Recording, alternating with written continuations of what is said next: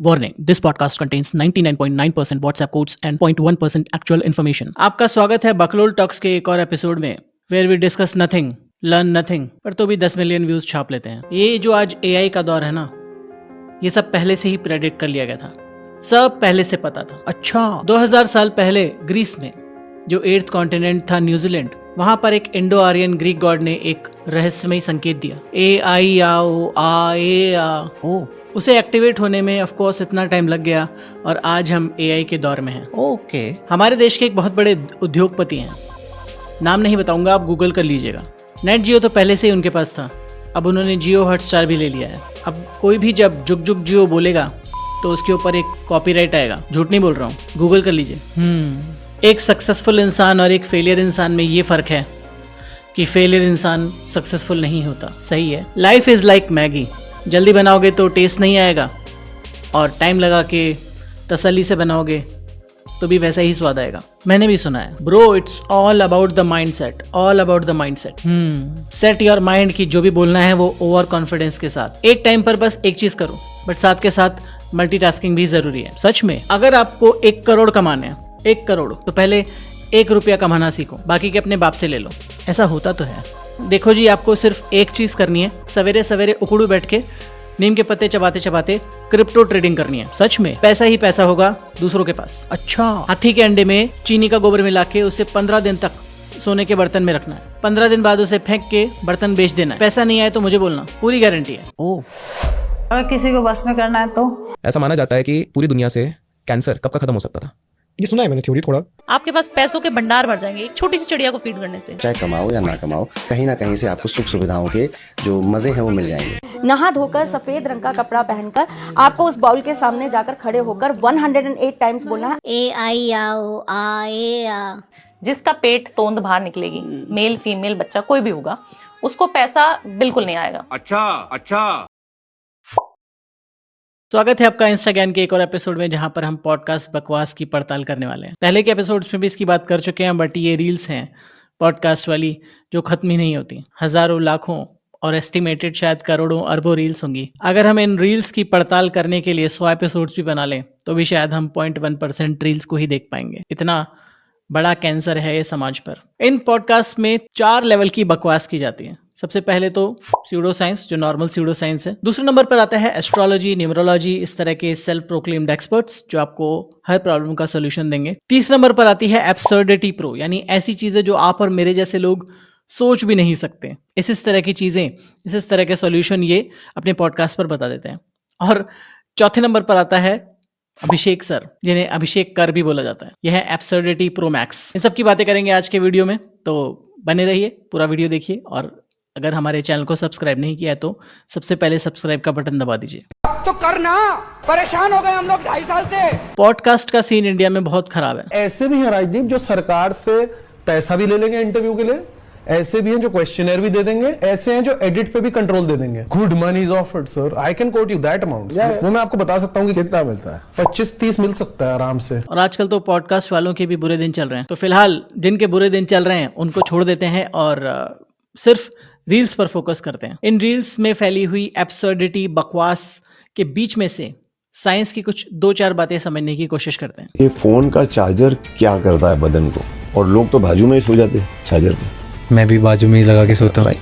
तो एक अलग रूम में चार्जर होना चाहिए। ओके, क्या होगा उससे अगर मैं फोन चार्जर पे लगाऊंगा, आपका वोल्टेज और बढ़ जाएगा। अभी देखते हैं, दिस इज इंटरेस्टिंग। तो बाजू में रखते हैं, कितना है अब? अभी आ रहा है मेरा 280, 290, 281, अभी 312, 300 तो इंस्टेंटली एक सेकंड आपने बस चालू किया उसे। बस 425, 450, तो ये चार्जिंग कर रहा है। 483। अभी मैं चार्जिंग बंद करता हूँ। ओके, अभी तो उतना ही है। तो अभी तक आपके जो हम लोग ने आपको रेडिएशन दिया वो आपके बॉडी में है, अब आप उतारो। अब 43, 42, 41 आ रहा है तो राइट।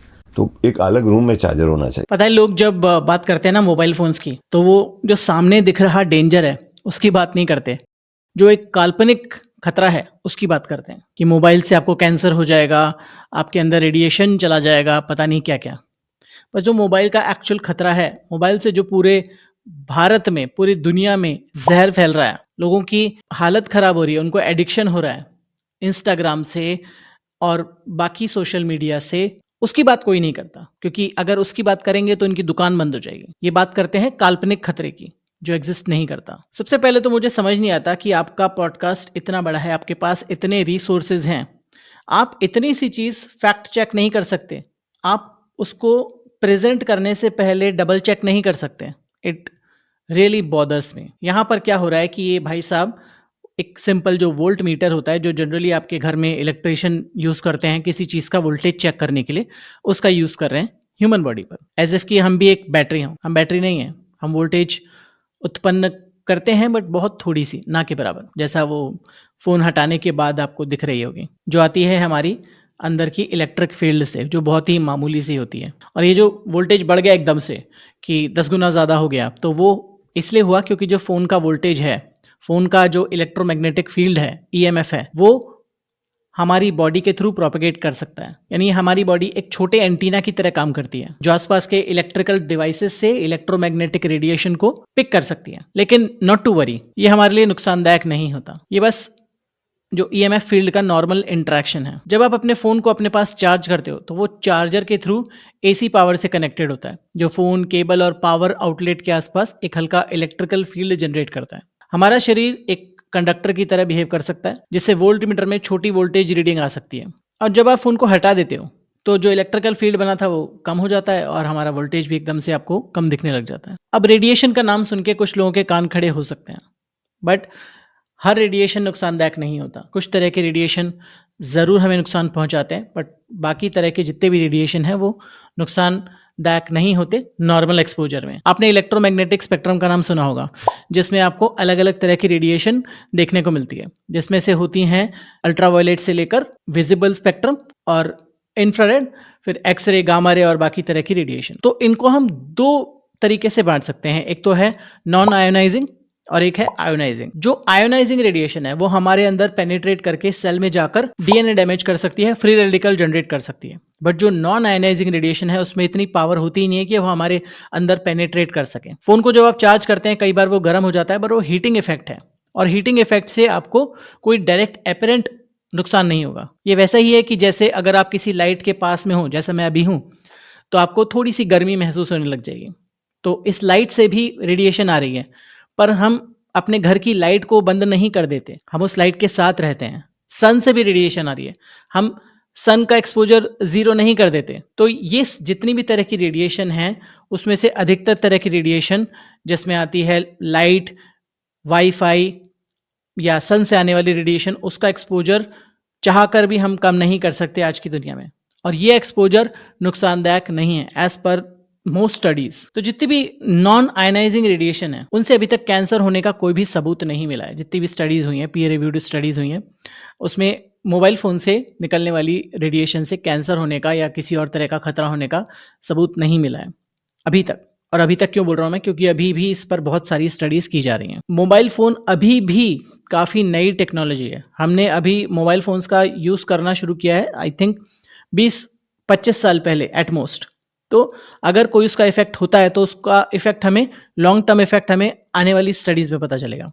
तो हमें मोबाइल का यूसेज कम करना होगा, नॉट बिकॉज कि इसके रेडिएशन की वजह से, बल्कि इसका जो एडिक्शन, हमें डायरेक्ट एडिक्शन जो देखने को मिलता है मोबाइल फोन्स का, उसकी वजह से, जिस पर हमने एक वीडियो में बात की थी, आप यहाँ पर क्लिक करके देख सकते हैं। तो ये जो एक्सपेरिमेंट है वो स्यूडो साइंस क्यों है? सबसे पहली बात कि वोल्ट मीटर का इसमें गलत इस्तेमाल किया गया है बिना किसी प्रॉपर रेफरेंस के। पहली बात तो आप यूनिट नहीं दे रहे हो, तो मेरे अंदर का जो टीचर है वो वैसे भी चीख रहा था कि भाई यूनिट तो दे, जो भी तू बता रहा है 400, 300, 200 क्या, किलोग्राम, किलोमीटर क्या। तो वोल्ट मीटर का जो प्रॉपर यूज किया जाएगा, दो इलेक्ट्रिकल सर्किट्स के बीच में वोल्टेज को मापने के लिए किया जाता है, सिंपल सी भाषा में। तो इंसानी शरीर पर आप वोल्टेज का यूज कर रहे हो, वोल्टेज मेजर कर रहे हो बिना किसी रेफरेंस के, तो आप उससे कुछ भी पता नहीं लगा पाओगे। वोल्टेज में बढ़ोतरी हो इसका मतलब ये नहीं कि आपके शरीर में रेडिएशन बढ़ रहा है। तो इस तरह की रील्स फियर मॉन्गरिंग करती हैं कि फोन को चार्ज करना आपके लिए नुकसानदायक है। मैं इस बात का 100% समर्थक हूं कि मोबाइल फोन्स का कम से कम यूज होना चाहिए, पर फियर मॉन्गरिंग करके कुछ भी हासिल नहीं होगा। लोग चार्जिंग दूसरे कमरे में करेंगे बट फोन का यूज धड़ल्ले से करेंगे। तो अगर हमें जनता को अवेयर करना है तो हमें उसके लिए सही तरीका, सही साइंस सबको बताना पड़ेगा। अभी लोगों को मंगल जिनको अच्छा करना है इलॉन मस्क से संपर्क करें। वो इस साल ब्लड टेस्ट कराए हैं, चाहे शुगर का छोटा सा प्रिक करा के करा लेना। आपका मंगल का जो बेड रिजल्ट है, आपका एक्सीडेंट होने वाला था, आपको ब्लड लॉस होने वाला था, आपको कोई ऐसी इंजरी होने वाली थी, आपका ऑपरेशन होने वाला था, वो टल जाएगा। उतने में टल जाएगी। मतलब आपकी गर्दन कटने वाली है तो चाकू से उंगली काट दो तो गर्दन नहीं कटेगी। कुछ लोगों की तो भी कट जाती है। खाने में अगर आप दही ज्यादा खाने लगेंगे तो आपका गट हेल्थ अच्छा हो जाएगा, आपका डाइजेशन बेहतर हो जाएगा, आप अच्छा फील करेंगे। उसके साथ फाइबर की मात्रा भी थोड़ी बढ़ा लीजिएगा। अगर आपकी सेविंग नहीं हो पा रही है और आपको बहुत प्रॉब्लम हो रही है, दोनों हस्बैंड वाइफ बहुत स्ट्रगल कर रहे हैं, तो थोड़ा मेहनत कीजिए, थोड़ा स्ट्रेटेजी चेंज कीजिए, अपनी जॉब चेंज कीजिए, स्किल्स बिल्डिंग पर ध्यान दीजिए। अगर कुछ और सोच रहे हैं, समझ नहीं आ रहा है, कुछ और कंफ्यूजन है, तो you can reach out to me. I'm a certified career guidance coach. My email is logicalproject1@gmail.com. I can certainly help you, not them. अब आते हैं Absurdity Pro Max अभिषेक कर की रील्स पर। ऐसा माना जाता है कि पूरी दुनिया से कैंसर कब का खत्म हो सकता था। ये सुना है मैंने थ्योरी थोड़ा कि, लेकिन उस दवाई को आने नहीं दिया जाता है बाहर। सिंपल।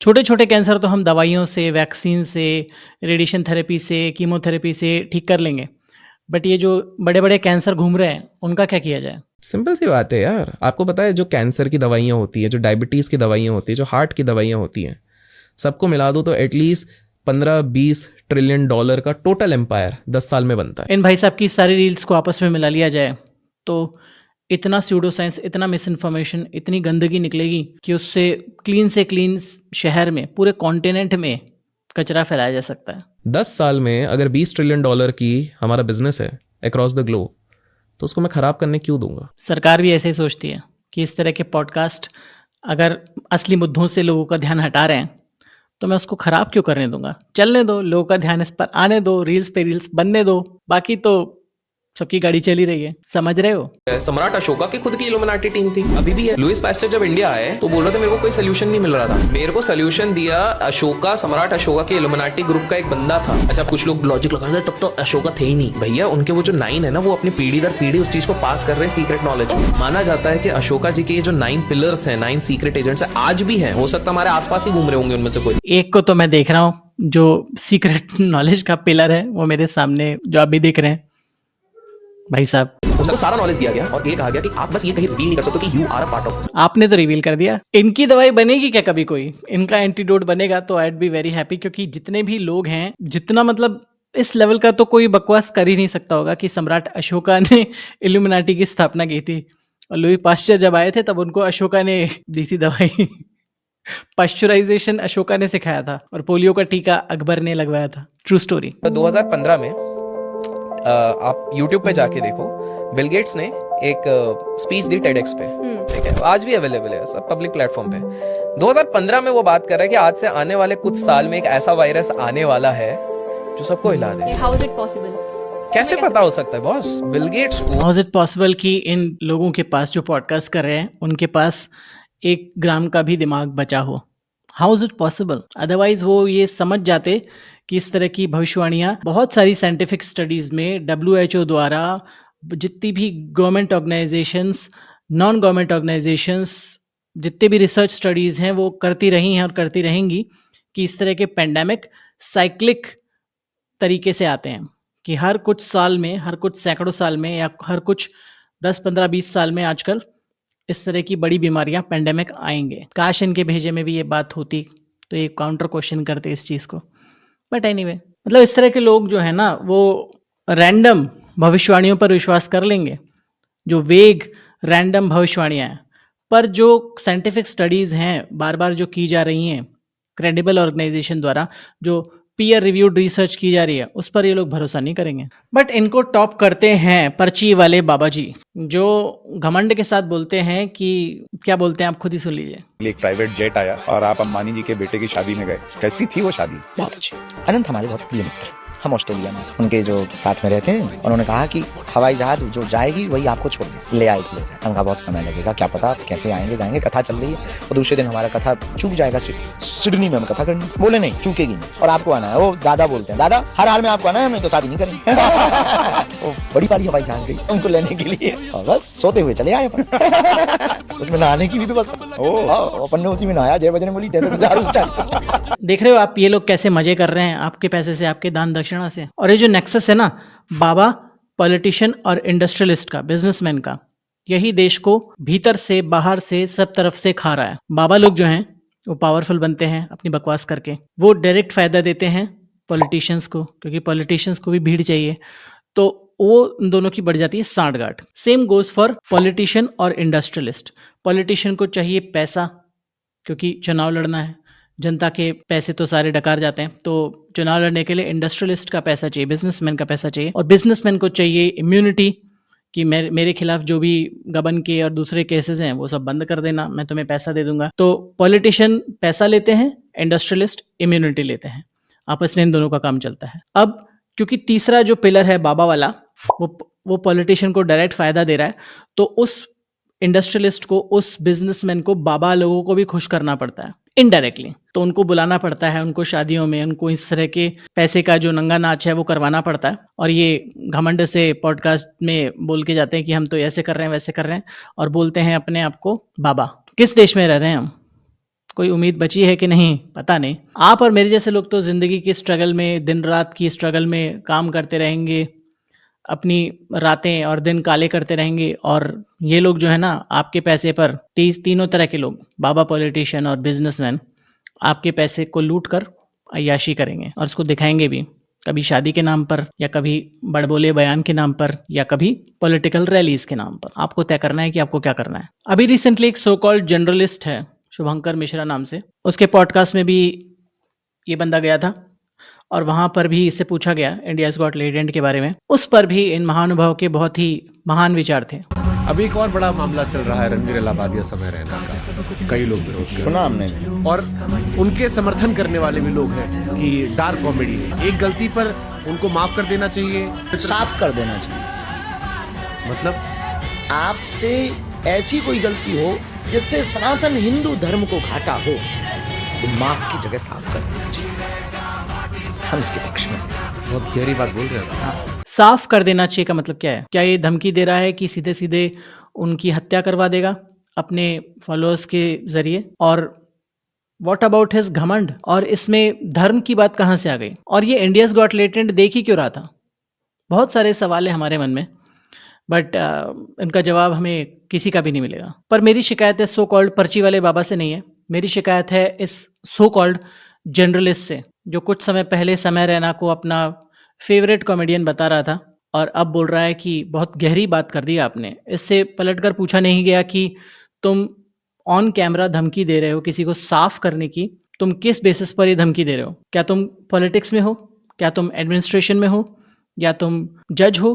किस बेसिस पे तुम इस तरह की बात कर रहे हो? पर इस तरह के पलट के सवाल कौन पूछता है? इनके पॉडकास्ट में फिर जाएगा कौन? इनकी दुकान तो बंद हो जाएगी। जो नेक्सस है पॉलिटिशियन, बाबा और बिजनेसमैन, इसमें आप इन पॉडकास्ट वालों को और न्यूज़ चैनल वालों को एक छोटा सा मोहरा समझ लीजिए, जिसको ये लोग अपने फायदे के लिए चलाते हैं। तो ये सारा सिस्टम इसी तरह से चल रहा है, और इस सब में पिस रहे हैं हम और आप जैसे आम लोग, जो कभी कुंभ में रौंदे जाते हैं, कभी कुंभ जाते हुए रौंदे जाते हैं, कभी कुंभ से आते हुए रौंदे जाते हैं, या कभी किसी के बाबा के चरणों की धूल लेने के चक्कर में रौंदे जाते हैं। पर रौंदे जाते हैं, कुचले जाते हैं, ये सभी आम लोगों के साथ होता है, इन जैसे लोगों के साथ नहीं। जरा विचार कीजिएगा। मिलेंगे ऐसे ही एक और अमेजिंग वीडियो में, तब तक बी लॉजिकल। शैतानी शक्ति है इतनी बड़ी जिसके बारे में आप सोच भी नहीं सकते।